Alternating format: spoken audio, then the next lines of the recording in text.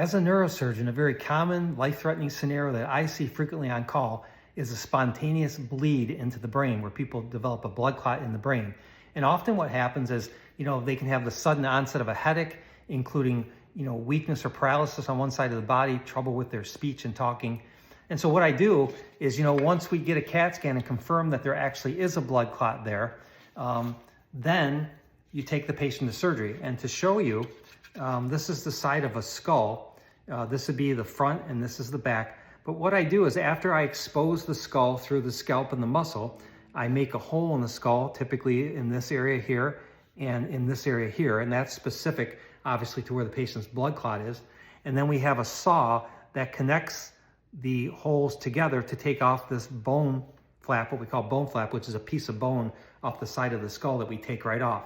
Once you take the bone off the side of the skull, you'll be looking at the covering of the skull, the covering of the brain, and often it's discolored from the blood underneath. And then we open that covering of the brain and then you're looking at the brain. And so often when you get in there, if the bleeding is near the surface of the brain will look very, what we call hemorrhagic. It'll be a purplish reddish color and it'll be very swollen.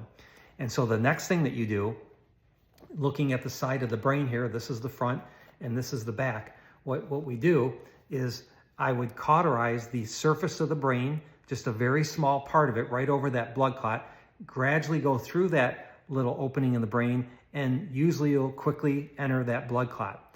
And the blood clot sometimes can be firmer, sometimes it's more like a liquidy jello, but typically what you do is you use a suction device and you gradually take that blood clot out just like a liquidy jello. And as you do that, you can see the brain becoming more relaxed and you can start to see the normal brain surrounding it. And so by using the normal brain as your landmark, you basically take that blood clot out as much as you can safely without getting into normal brain. And as you take that blood clot out, often the brain will become very relaxed and much more pulsing because it wasn't pulsing at the beginning of surgery, remember? Once I get enough of the blood clot out and I feel comfortable that the brain is nice and relaxed, then I'll stop.